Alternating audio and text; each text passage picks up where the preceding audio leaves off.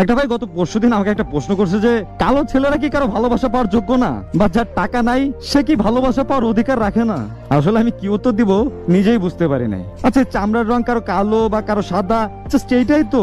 আর এই রং দিয়ে কি মানুষ বিবেচনা করা যায়? যে ভালোবাসা সে তো ভালোবাসবেই ভাই, আর সে কখনো এই কালো সাদা এইসব নিয়ে ভাববে না। সে শুধু আপনার মনটা দেখবে, আপনি মানুষ কেমন। আর যার ভালোবাসার না, সে তো এটা নিয়ে ভাববেই। এটা তো স্বাভাবিক, অস্বাভাবিক কিছু না ভাই। আজকে ছেলে কালো বলে তাকে অসম্মান করতেছেন, হেলাফেলা করতেছেন আপনারা।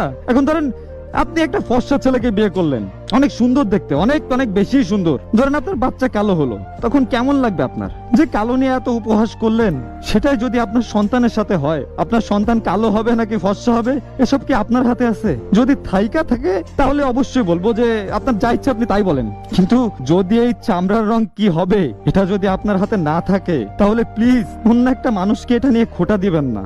সে নিজের ইচ্ছে কালো হয় নাই। আপনাকেও যে আল্লাহ বানাইছে তাকেও সে আল্লাহ বানাইছে। আল্লাহর সৃষ্টি নিয়ে উপহাস করেন না। আফ্রিকান লোকজনদের কি কেউ ভালোবাসতেছে না? তাদের চামড়ার রং কালো বলে কি তাদের কেউ ভালোবাসে না? এই চামড়ার রঙই কি সবকিছু? আমার তো মনে হয় না। কারণ বয়স 35-40 ক্রস করার পরে আমার মনে হয় না যে এই চামড়ার গ্লেসটা আর আগের মতো থাকে।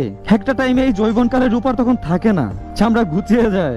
ভাই সাদা চামড়া বা কালো চামড়া দুইটাই একটু কেটে মাটিতে কিছুদিন পুঁতে রাখেন, তো দেখবেন দুইটা চামড়াই একই রকম ভাবে পচে যাবে।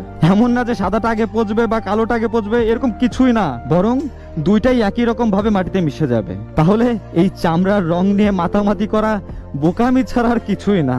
ভাই যখন আরেকটা প্রশ্ন করলো যে ভালো ছেলেরা কি কারো ভালোবাসা পাওয়ার যোগ্য না, বা আমরা যারা মন থেকে ভালোবাসি আমরা কি ভালোবাসা পাওয়ার যোগ্য না?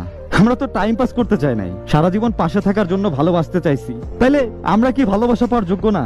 এখনকার যুগে ভালো মানুষগুলাই সবার কাছে ঠকে যায় জানেন। একটা সময় ছিল যখন মানুষ বাইরের রূপ, টাকা এসব কিছুই দেখতো না, বরং সে মানুষটা কেমন এটা ভাবতো। কিন্তু এখনকার যুগের বেশিরভাগ মানুষই চাহিদার প্রয়োজনে কাছে আসে। প্রেম ভালোবাসা জাস্ট এখন পুতুল খেলার মতো হয়ে গেছে, একেবারেই সামান্য।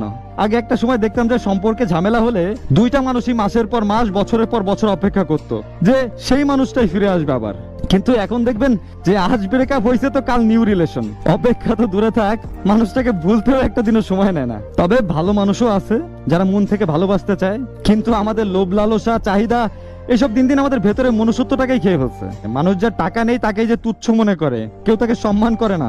কারণ বর্তমান সমাজটাই এরকম হয়ে গেছে, তাই না? আমরা সবাই বলি না যে ধনী গরিবের কোনো ভেদাভেদ নাই? কথাটা একদমই ভুল।